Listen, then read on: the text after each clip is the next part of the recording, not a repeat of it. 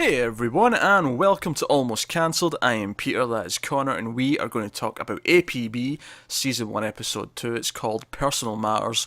Full spoilers for the episode, as always. I think it's pretty safe to say that we're not going to do any more of this. Yeah. We thought we'd try Episode 2 and see how it played out. And while it does have still some of the fun character interactions and some of the fun tech stuff that we liked about the first one, our suspicion is that it would mostly just feel like a typical cop show where they've got a case and then they solve it by the end. It feels true. It feels that's what it is. Yeah, and covering those just doesn't really interest us. It's not that it's bad. Oh no, I think if you like cop shows, if you like a show where they've just got something every week and that's your thing, I think this is probably a more fun one than a lot of the others. It's a pretty good example of that style of show. It's just not something we're interested in talking about week to week.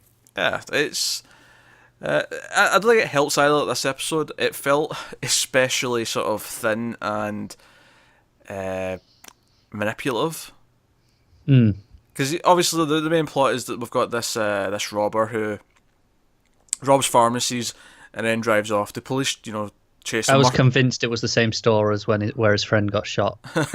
Murphy, They looked identical from what I remember. Murphy's in pursuit, and of course Gideon's just in the car, because why not? And the guy runs over a little girl, and it's like, oh, sad, oh, Gideon's been shook to the core again, even though he was shook to the core in the first episode. He doesn't have to be shook to the core again, he's already motivated to do this. But, yeah. So that's a sort of like cut to title, girl's been knocked down. And he goes back to the hospital, and the mum, for some reason, everyone blames Gideon for all the crime in the city. It was happening anyway. He's trying to help. I know. I don't get it. It was the same. It was the same last week. Like, oh, the cop got shot because they went into that building because of you. It's like, they would have been in pursuit anyway. I know, but this is even less his fault, sure. It is, yeah. Oh, you came and you tried to help, so we felt safer, and now my girl's been knocked down. Shut up, you cow. It's not his fault there was a criminal rampaging through the park. I know. In no way, shape or form is it his fault. So, bollocks to that. But so that was manipulative, and then it got really manipulative because we get introduced to this dog. You knew how this was going as soon as there was a dog. This police dog gets introduced, and the cop's very, very attached to it. He talks about his time in the army and how the dog's seen him through a lot of stuff, presumably using the dogs to find mines and things like that. But like, you really need an excuse. It's a nice big dog, big dog, and they're looking for the car that the suspect had, and they find it, and the dog goes running off towards it. And he starts screaming at the dog, no, don't, whatever the dog's name was. Because the car's on fire. Yeah. And, of course, the car's going to blow up. So it blows up. And I was like, oh, is the dog dead? And it wasn't dead. It was lying there bleeding, and he was hugging it. And everyone was in shock because the dog... I was almost surprised it wasn't just dead, to be honest.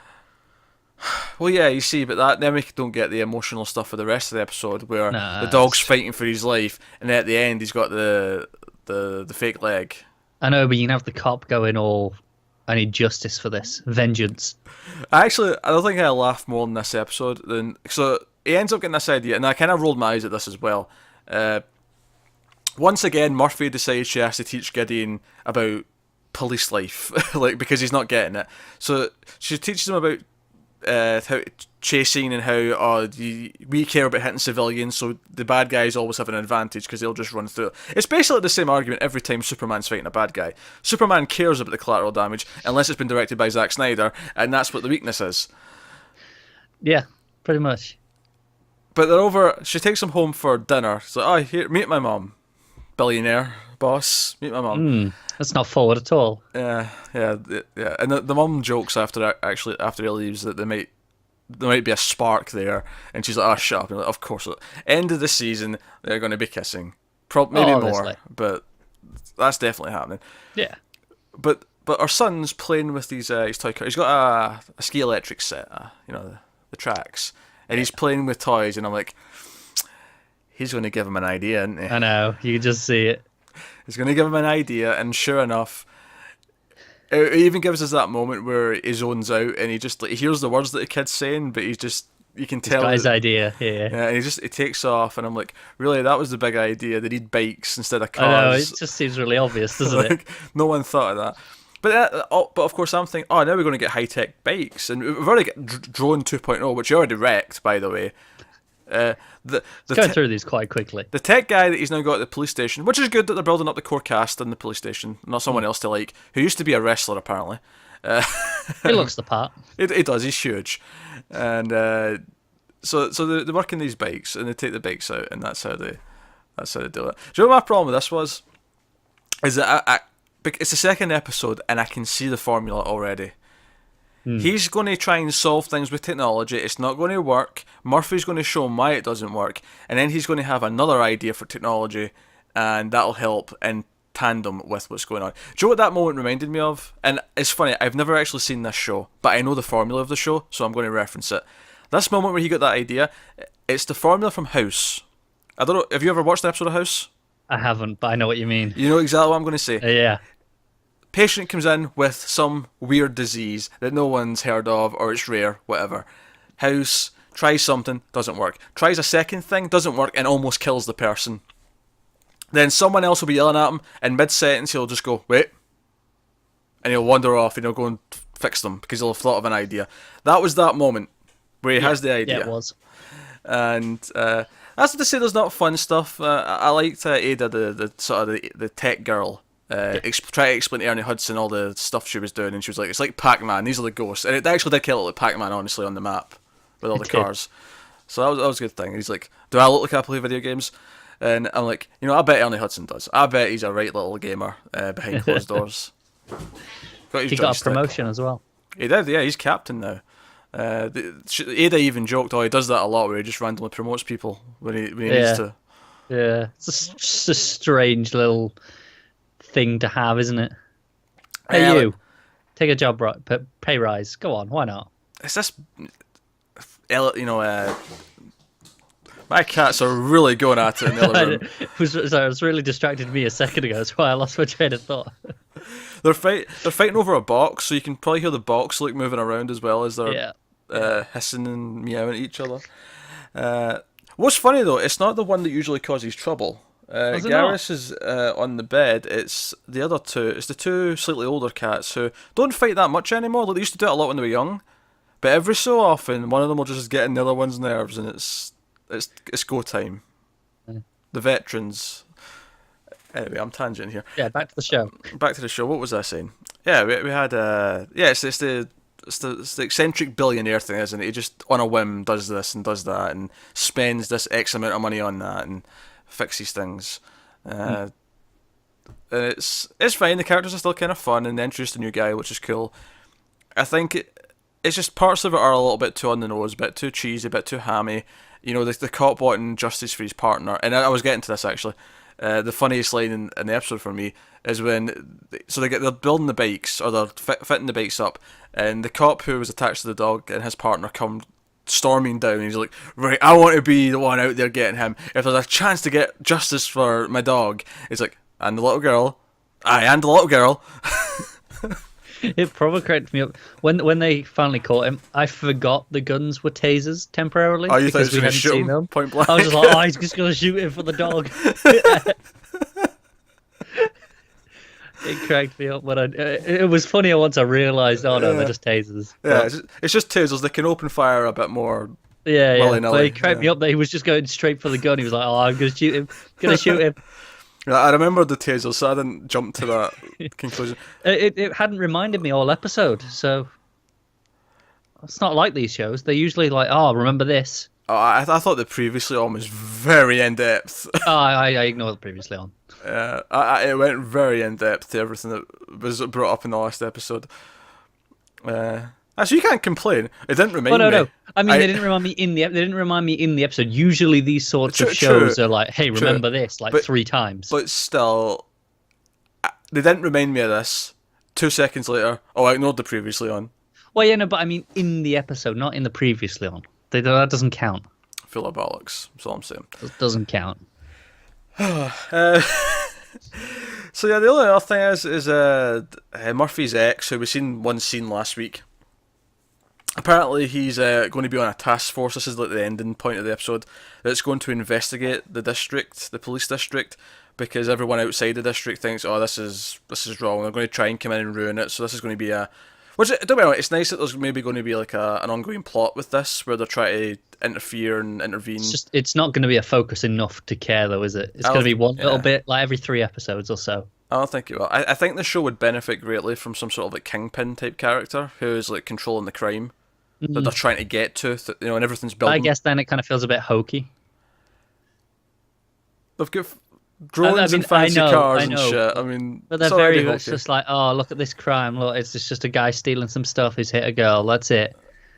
And I feel like if they added in like a crime boss, they should though. They should, but they should lean even more into RoboCop than they're already. I mean, they've already got the private firm taking over the cops. They've got the slightly high tech stuff. They've got a character called Murphy. All the rest of it, but they should lean into it even more. I'm not saying actually build a robot, cyborg, but this is good. That's season 3's plot. I love that they already upgraded the drone and then he smashed it, so it's going to be upgraded again for episode 3, most likely. And you got the bikes. I'm sure they'll get some fancy upgrades at some point. That'll be the thing. Every time he gets an idea in every episode, he'll build something new, or he'll upgrade something. He'll add an extra thing, and it'll get to the point where we go, "Why don't you just use what they used like 10 episodes ago for this?" Because they're going to be so decked out. Yeah, it's going to get really convoluted because they use the spikes here. I'm sure there's going to be a thing in like 10 episodes time where it's like, okay, he builds this fancy new thing, but we're going to go, yeah, but the spikes would have worked. You've still got those. Yeah. It's one of those things. Those roads were conveniently empty as well. Yeah, what happens if they put the spikes out and then the car went flying into another kid? Yeah, I mean, it did crash into some other cars. It did? What people were in those cars? Those goddamn cats.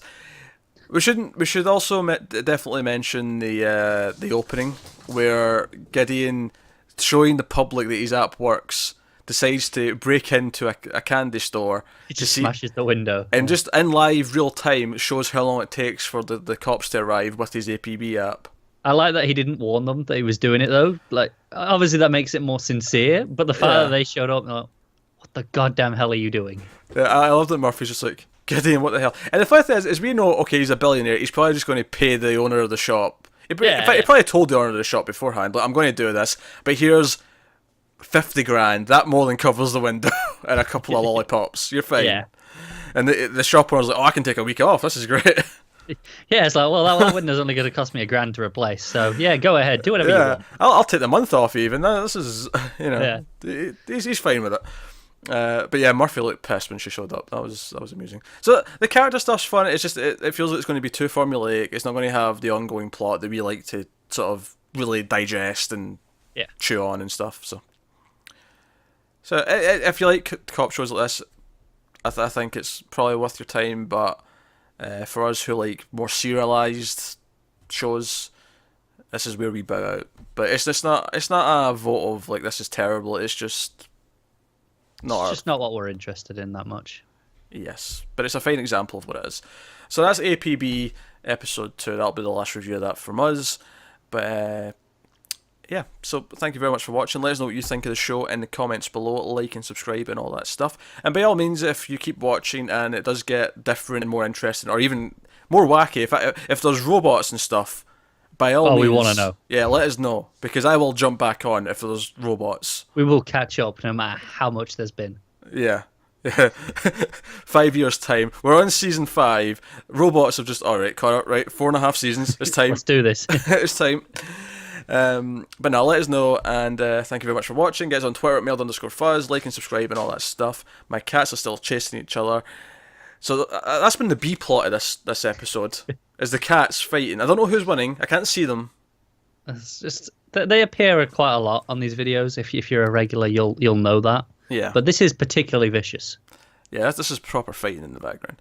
And I love that Garrus on the bed is just staring intently, because he's so used to being the one causing the fights that he's just enamoured. He's just waiting to get the blame anyway. It's like a spectator sport for him right now. It's really quite amusing. But yeah, thanks for watching, guys, and we'll see you next time.